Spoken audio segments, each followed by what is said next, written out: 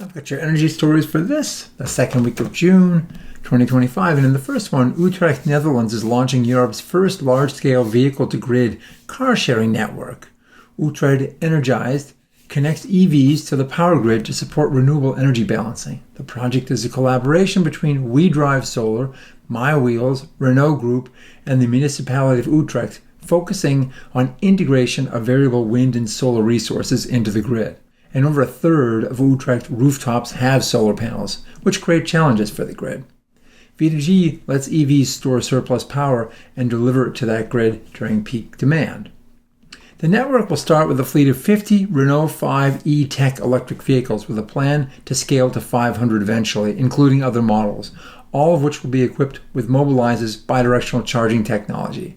Those 500 vehicles could yield up to 10% of the flexibility required to help balance renewable power flows during peak periods in the Utrecht region. The Netherlands' largest car-sharing platform, My Wheels, will manage operations, and We Drive Solar will install the requisite charging infrastructure. In this car-sharing model, users will access clean transport options, while idle vehicles will provide grid balancing services. Well, sodium battery manufacturer Unigrid, Incorporated, has received $2.9 million from the California Energy Commission to build a 12,000 square foot dedicated sodium battery pilot manufacturing facility in San Diego. The goal is to enable megawatt-scale production of sodium-ion battery cells. Sodium batteries are lower density than lithium-ion, but they have some very attractive properties. They boast great cycle lives, as long as 10,000 cycles, and they're very stable. There's no thermal runaway safety issues. Furthermore, there's no cobalt, lithium, nickel, or copper required. Salt-based batteries are already making their way into cars and supporting the grid in China as well, with megawatt-scale projects already having been announced. It's a technology worth watching.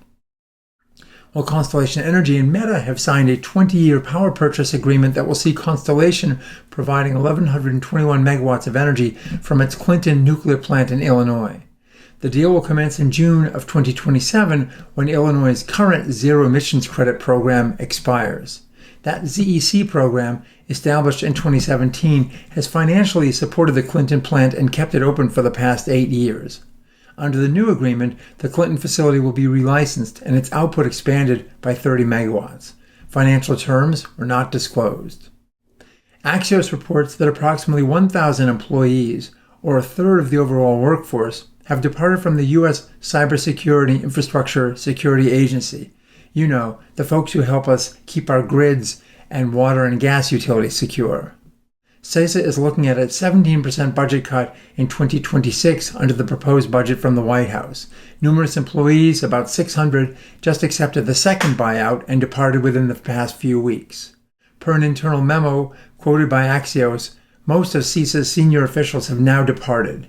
Given the clear fact that our utilities are involved in an ongoing and undeclared battle with numerous advanced persistent threat actors from countries such as China, Iran, North Korea, and Russia, this news should be of significant concern to the utility community and indeed to society at large.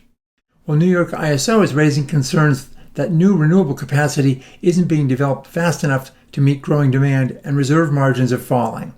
As a consequence, it says it will need to add additional fossil fuel generation to maintain resource adequacy and keep the lights on. In its new annual Power Trends report, CEO Rich Dewey comments that, quote, "We must consider all options for investing in the grid to provide for reliability and certainty at the most efficient cost," unquote. The American Clean Power Association says that the U.S. installed 7.4 gigawatts of utility-scale solar, wind, and energy storage in Q1 of this year, falling just short of Q1 of 2024's record 8.1 gigawatts.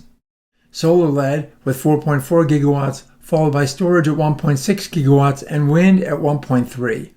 That 4.4 gigawatts of solar, though, was 30% below last year's number.